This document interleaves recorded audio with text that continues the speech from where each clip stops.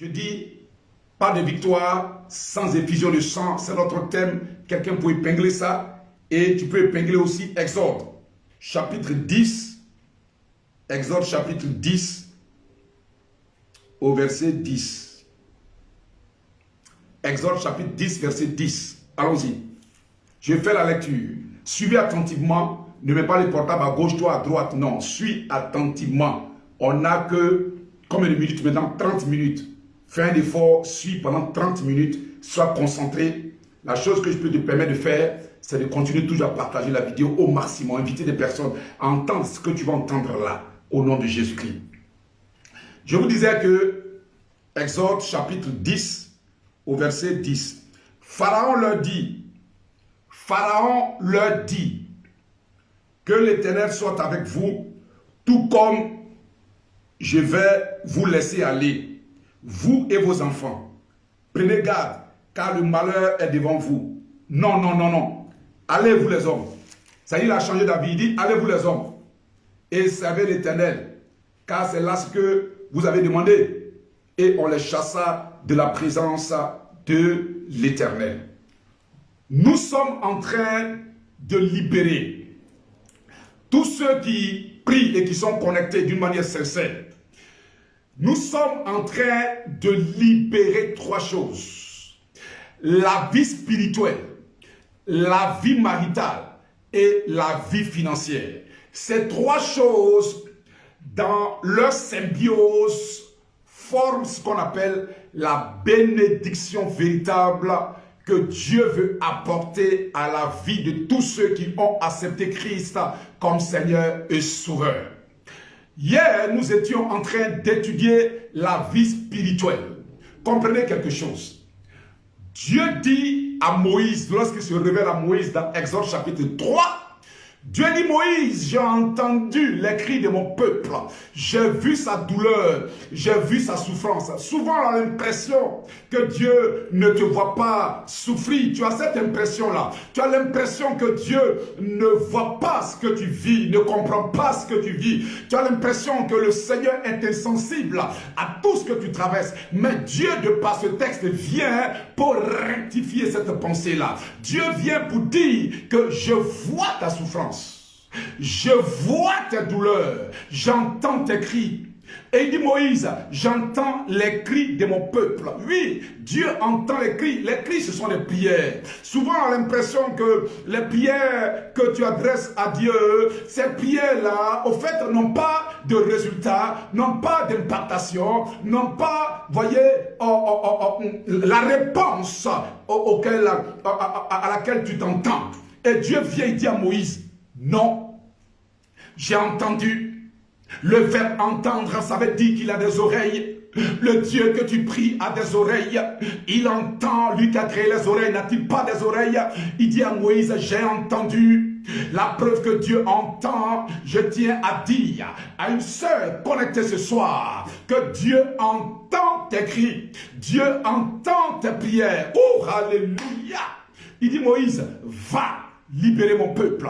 Moïse, va libérer mon peuple. Vous savez, la première chose qu'un enfant de Dieu doit aspirer, la chose à laquelle il doit aspirer, c'est une vie spirituelle forte, une vie de prière forte, une vie spirituelle assise, enracinée. Parce que, quel que soit les prières que tu adresses à Dieu, en dehors de la vie spirituelle, même si Dieu t'exauce et que spirituellement, ta maison, c'est-à-dire ta vie n'est pas enracinée dans le roc, quand le vent va souffler, parce que le vent souffle lorsque une personne est élevée, lorsqu'une personne rentre dans une grâce, l'ennemi n'aime pas te voir te réjouir. Oui, tous ceux qui travaillent à ta perte dans ta famille paternelle, dans ta famille maternelle, ne veulent même pas qu'une bonne nouvelle arrive dans ta vie.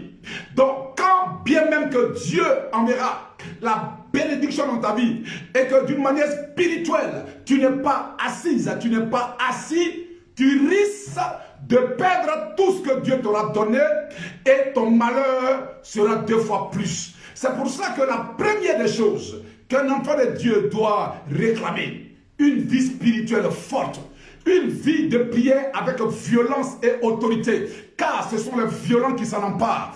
La violence non pas verbale, la violence non pas physique, mais on nous parle ici de violence spirituelle dans la prière. Une vie de prière, une vie dans laquelle la prière prime plus que le bavardage. La prière prime plus que les choses inutiles. Tu te réveilles tard dans la nuit, dans la journée, tu as un temps de prière et de méditation de la parole de Dieu. Un temps de communion. Pourquoi? Parce que la vie qui est en toi, la vie appelée la vie Zoé, cette vie qui cohabite en toi, de par la présence du Saint-Esprit, elle a besoin d'être entretenue. Même les vêtements que nous portons, nous prenons soin. Même le corps que nous avons, nous en prenons soin. À plus forte raison, la vie Zoé qui est en nous, comment peux-tu ne pas prendre soin de la vie qui est en toi? Les organes qui sont en nous, nous en prenons soin de par la nourriture. Le corps, nous en prenons soin de par tout ce qui est embellissement. La vie Zoé qui est en toi, tu dois prendre soin. Tu es responsable. Le Saint-Esprit ne viendra pas faire cela à ta place. Est-ce que c'est le Saint-Esprit qui te lave? Est-ce que c'est le Saint-Esprit qui prend la cuillère, la fourchette et qui met la nourriture dans ta bouche? Est-ce que c'est le Saint-Esprit qui verse de l'eau dans le verre et qui porte ça à ta bouche? C'est toi-même, tu es responsable de prendre soin de toi. Alors tu es aussi responsable de prendre soin de la vie Zoé qui est en toi. Le diable rôde comme un lion rugissant. Il cherche à dévorer les foyers, à dévorer les fiançailles, à dévorer les mariages, à dévorer, éloigner, faire de sorte que tu tombes sur la mauvaise personne. Le diable travaille à cela. Alors, que faire vis-à-vis de telle attaque, vis-à-vis de telle méchanceté, vis-à-vis de telle injustice? C'est une vie de prière forte, une vie de prière. La prière te permet de restaurer tout ce que le diable avait gâté. Alors la première chose à laquelle tu dois aspirer, c'est une vie de prière. Une vie de prière, de communion avec Dieu. Alléluia. La deuxième chose, la Bible dit dans le texte qu'on a lu, Moïse va voir Pharaon pour la 6e fois, envoyé par Dieu. Et Moïse dit à Pharaon, libère mon peuple, ainsi parle l'Éternel. Pharaon qui a subi les attaques de Dieu, parce que Dieu aussi attaque. Qui vous a dit que c'est Satan seulement qui attaque? Qui vous a dit que c'est Satan qui est l'attaquant par excellence? Satan n'est pas l'attaquant par excellence. C'est Jésus-Christ qui est l'attaquant par excellence. La Bible dit dans Colossiens chapitre 2, verset 14, que Christ a dépouillé les dominations et les principautés à la croix. Il est allé les affronter. Ce ne sont pas eux qui sont venus vers lui. C'est un attaquant. Jésus est un attaquant. Alléluia. Alors, quand Pharaon a subi les attaques de Dieu par les plaies, il a commencé à avoir peur. Tant que ta vie spirituelle n'attaque pas les sorciers, ils penseront qu'ils ont le monopole des attaques. Ils penseront qu'ils ont le monopole de venir effrayer ta vie en songe. C'est toi qui dois rentrer dans les songes et puis les effrayer, te téléporter dans les songes. Écoutez, j'ouvre une parenthèse pour vous donner une prière. Pour vous donner une prière. Quand vous priez là, dites, je sors en esprit, oui, parce que Ézéchiel a été ravi en esprit. Je sors en esprit, je suis ravi en esprit et j'arrive dans les songes de tous mes ennemis, tous mes collègues de travail qui travaillent à ma pète, tous les sorciers de ma famille paternelle, maternelle qui travaillent à ma pète. J'arrive dans les songes et je les attaque, je les poursuis, je me transforme en lion. Je suis en train de choquer quelqu'un. Il dit, mais prophète, tu es devenu comment? C'est la Bible que je suis en train de te dire. Je me transforme en lion. Jésus s'est transformé en agneau. Il est l'agneau de Dieu. Jésus s'est transformé en lion. Il est le lion. La Bible dit, les 4 faces de Dieu. le bœuf, lion, une personne, et puis quoi encore? Un agneau. Donc, je me transforme en bœuf et je le poursuis.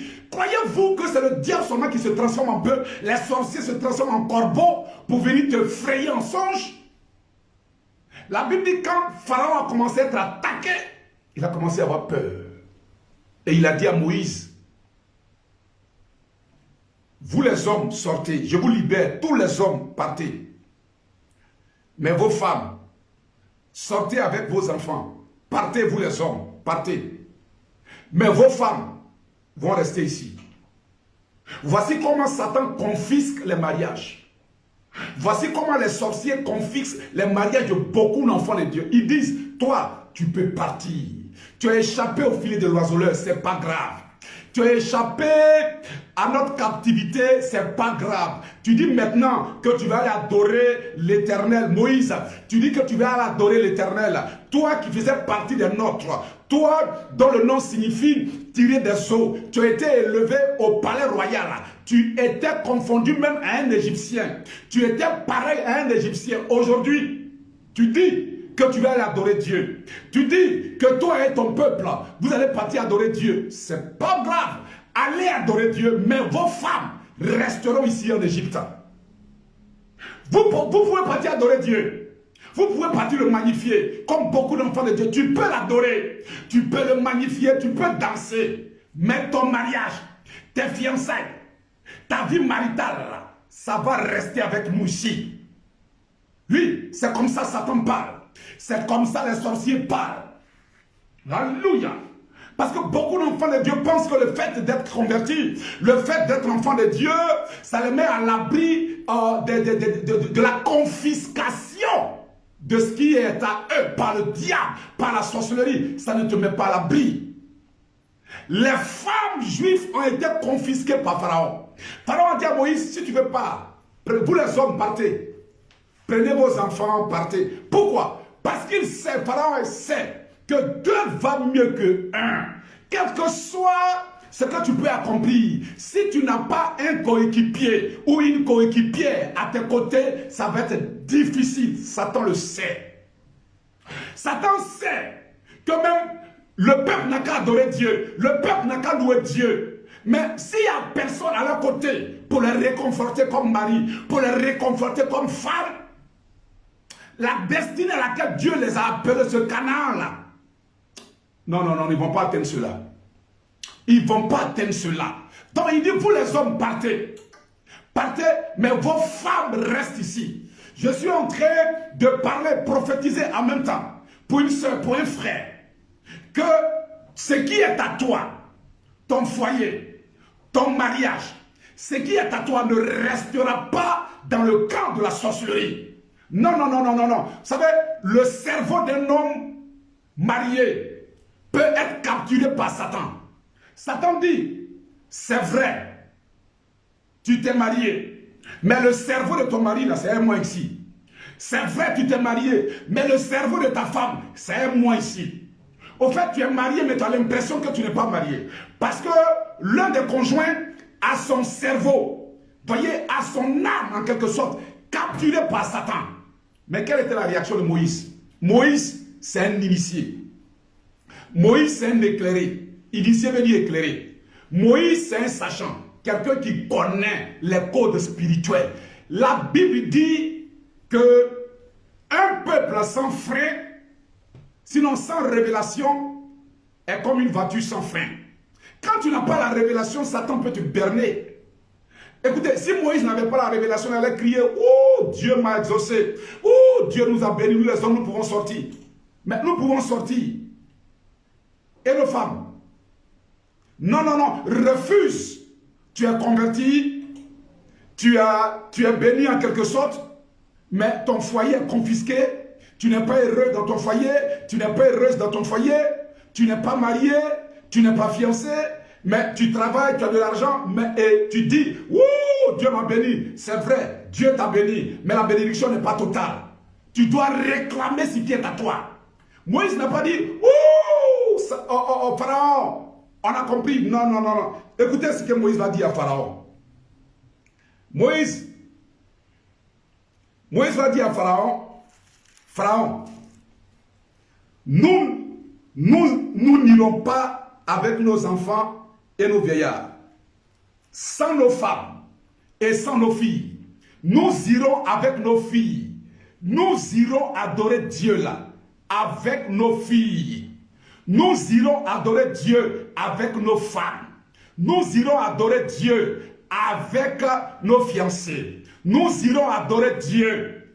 Écoutez, nous sommes en train de libérer trois choses. La première chose, j'ai parlé de la vie spirituelle qui doit te libérer pendant ce temps de jeûne-là. Tu dois prier comme jamais tu ne l'as prié. Deuxième chose, la vie maritale, tes fiançailles jusqu'à ton foyer, ta femme ou ton mari doivent être libérés. Troisième chose, tes finances. Pour l'heure, nous parlons de la vie maritale. Moïse dit, je ne sortirai point sans ma femme. Non, non, non, Pharaon. Comment veux-tu que j'adore Dieu et puis je sois heureux seul? Dieu dit, chaque homme a droit à une femme. Et chaque femme a droit à un homme. N'écoutez pas les pensées sataniques et démoniaques qui vous font croire que vous êtes en retard. C'est ce que Sarah avait écouté dans Exode chapitre 16 et elle s'est laissée manipuler par la force ténébreuse en capitulant devant le diable. Et elle a fait de sorte que son mari Abraham parte dans le péché et Ismaël est né. N'accepte jamais de fonctionner avec la moitié du carburant. N'accepte jamais de manger la moitié du pain. Dieu ne t'a pas réservé la moitié du pain. Dieu t'a réservé la baguette entière. Dieu t'a réservé la baguette entière. Quelqu'un peut écrire, la baguette entière m'appartient. Je ne mangerai point une demi-baguette. Jamais de la vie, Pharaon. Jamais. Moïse dit, nous sortons avec nos femmes. Nous sortons avec nos filles. Nous sortons. Je sors de cette famille paternelle avec ce qui est à moi. Je sors de cette prison de la famille maternelle, paternelle avec ce qui est à moi. Je sors avec ce qui est à moi. Alléluia. Comment Satan va manipuler Moïse? Savait-il à qui il avait affaire? Moïse était un éclairé. Vous savez, quand tu as la communion avec Dieu, quand tu es en communion avec Dieu, il y a des choses que ton esprit ne peut pas accepter. Non, non, non, non, non. Même si ce n'est pas encore le temps, même si Dieu a fixé un temps, mais ton esprit n'accepte pas. Vous savez, quand ton esprit accepte la fatalité, oui, c'est Dieu qui veut que je sois célibataire. C'est Dieu qui veut que je sois dans cette maladie. C'est Dieu qui veut que je sois dans cet état. Non, ça c'est la fatalité. C'est pas Dieu qui le veut. N'accepte pas de manger une demi-baguette alors qu'une baguette entière t'est réservée. Pourquoi? Dieu sait que ton estomac là, sera rassasié, ton estomac sera satisfait avec une baguette. C'est pour ça qu'il a préparé une baguette pour toi. Il n'a pas préparé une demi-baguette. Pourquoi toi tu vas accepter une demi-baguette, d'être rassasié à moitié et te contenter d'être rassasié à moitié? Ne te contente pas d'être rassasié à moitié. Ça c'est la religion. Jésus ne t'a pas converti pour que tu portes le fardeau d'une religion. Non, tu n'es pas une religieuse, tu n'es pas un religieux, tu es un enfant de Christ Jésus qui doit être promu selon le plan parfait que Dieu a pour sa vie. Alléluia. Moïse a refusé. Alléluia. Moïse a refusé. Il dit, nous irons adorer Dieu avec nos femmes. Nous irons adorer Dieu avec nos femmes, pas à moitié. Non, non, non, non. Vous savez, femmes, ne vous découragez pas. Même si ton foyer est en train de battre de l'aile, même si ton foyer est en train de chanceler, ne te décourage pas. Femme, ne regarde pas ton âge et dis que tu es en retard parce que le mariage n'est pas encore là. Il a confisqué ce qui est à toi, mais il doit relâcher cela. Il doit relâcher cela. Je dis, il y a un homme, enfant de Dieu, fille de Dieu, il y a un homme, il y a une femme pour toi. Oh, Makatarabra, reçois ma parole, reçois ma parole, reçois ma parole. Qui t'abrassa Kayakata? Moïse a refusé. Je dis, que la première des choses qu'un enfant de Dieu doit chercher, c'est pas d'abord que tu rentres dans une forme de bénédiction. Il faut que tes arrières soient protégés. Il faut que tes arrières soient assurés. Parce que quand tes arrières sont assurés et que l'ennemi arrive, tu sais sur quoi t'adosser. Tu sais sur quoi tes arrières sont rassurés lorsque tu es délivré, lorsque tu es libéré, lorsque les chaînes avec lesquelles on t'avait lié, tu es libéré. Moïse savait que entre lui et Pharaon, là, il n'y avait plus rien. C'est vrai. Il a grandi en Égypte. C'est vrai qu'il a été sorcier comme le Pharaon. Parce que Moïse avait un grade dans l'armée, mais un grade très élevé. Mais pour avoir ce grade-là, il faut pratiquer la magie. Moïse a touché à tout ça. Mais Moïse a été délivré.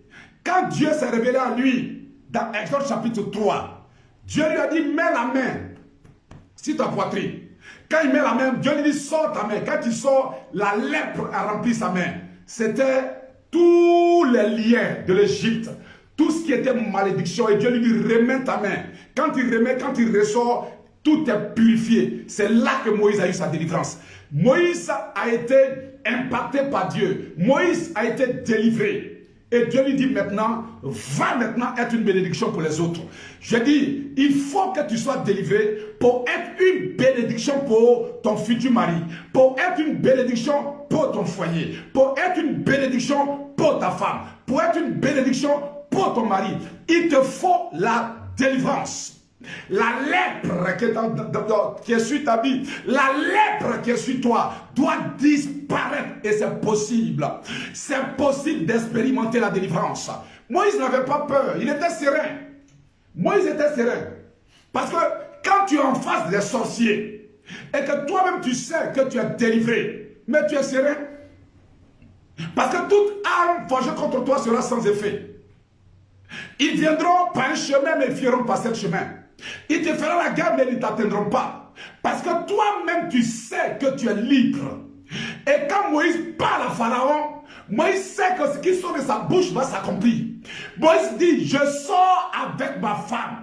Je sors avec nos femmes. Nos femmes ne resteront pas en Égypte. Nous sortons tous. Il parle avec vie, avec autorité. Je tiens à te dire, avant que ce programme ne finisse, au son de ma voix, une puissance va te libérer. Ta délivrance est possible. Oui, ta délivrance est possible. N'entrez jamais dans cette hypocrisie-là pour dire, moi je prie plus pour mon mariage. Moi je prie pas. Non, tu n'es pas encore marié. Tu dois expérimenter cette grâce. Elle est pour toi.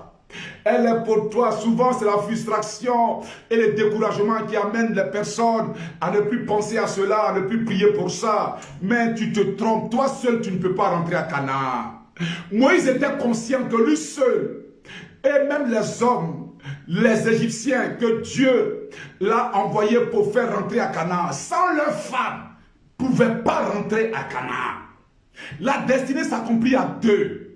C'est pour ça qu'une personne, qu'elle soit chef de l'État, qu'elle soit directeur de société, peu importe le poste ou la position, quand elle est seule, elle est malheureuse. Quand elle est seule, elle est malheureuse. Quand elle est seule, je répète, elle est malheureuse. Tu as besoin de faire la rencontre de l'homme de ta vie.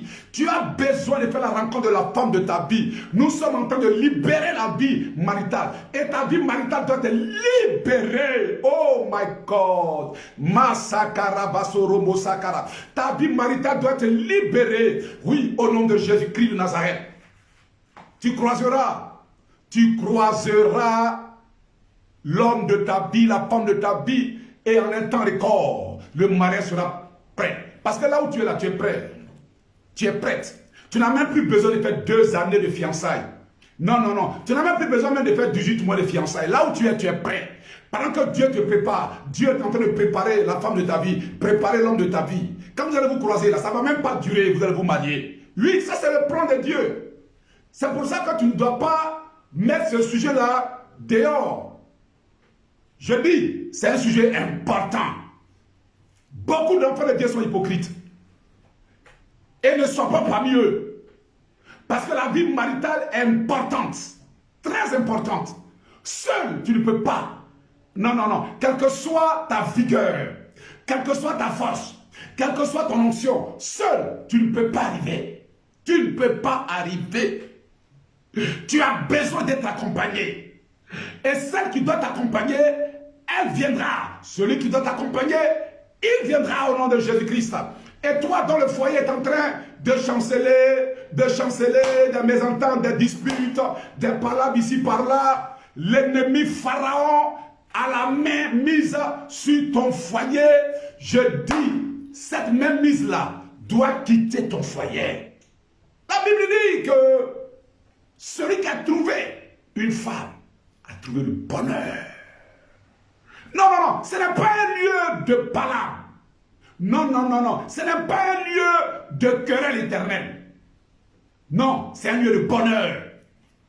Ne vous y trompez pas. Dieu n'est pas un homme pour mentir. Alors, pendant que ta main est connectée à ma main, je vais maintenant prier maintenant. Je déclare que je libère ta vie maritale. Je libère ton foyer. Tout ce qui est querelle, tout ce qui est mésentente, pas au nom de Jésus-Christ de Nazareth. Tout ce qui est obstacle à croiser l'homme de ta vie, la femme de ta vie, brisez au nom de Jésus-Christ. Dis Amen, je reçois. Dis Amen, je reçois. Quelqu'un a-t-il l'huile là-bas? Si tu as l'huile là, oins-toi, oins-toi, oins-toi. Il y a transformation dans le monde spirituel. Oins-toi maintenant, oins-toi, oins-toi. Oh, makarabrasakata. Je vois des chaînes de célibat qui sont en train d'être brisées. Le feu est en train d'embraser les foyers. La sorcellerie avait semé des épines dans des foyers. Je vois le feu qui est en train embraser ton foyer. Embraser ton foyer. Ton foyer est en train d'être épuré. Pour un bonheur permanent. Un bonheur permanent. Un bonheur permanent. Reçois la grâce de Dieu qui te pousse à croiser le véritable homme de ta vie, la véritable femme de ta vie. L'onction de Dieu te donne de ne pas faire le mauvais choix. Les réclamations sont brisées. Les manipulations de la sorcellerie pour t'amener à faire le mauvais choix sont brisées. Ouh, je libère la paix dans le foyer. La paix, l'amour réciproque. J'ai dit, ton mari t'aime plus qu'avant. Il devient dingue, il est fou, Ouh!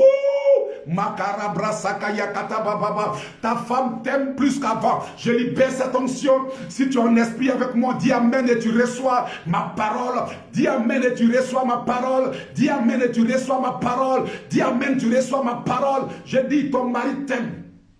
L'amour est restauré. L'amour est restauré. Ta femme t'aime. L'amour est restauré. Les mésententes vous libèrent. Les querelles, les disputes inutiles vous libèrent. Vous libèrent au nom de Jésus-Christ. Des choses, la routine commence à s'installer. La routine commence à s'installer. Je prends ma main droite en signe d'autorité de puissance. Je balaie la routine de ton foyer. Je balaie la routine de ton couple. Je chasse la routine. Je dis, sors de ce foyer. Oh, sors de cette vie. Oh, sors de cette vie. Sors de cette vie. Sors de cette vie. Sors de cette vie. Au nom de Jésus-Christ de Nazareth. Tu n'es pas créé, formaté dans le laboratoire du Saint-Esprit pour finir seul ta vie. Tu ne finiras pas seul ta vie. Est-ce que tu m'entends? Je dis, tu ne finiras pas seul ta vie. Oh, Makatara, tu ne finiras pas seul ta vie. Le divorce ne sera jamais prononcé dans ton foyer. Je prophétise cette parole.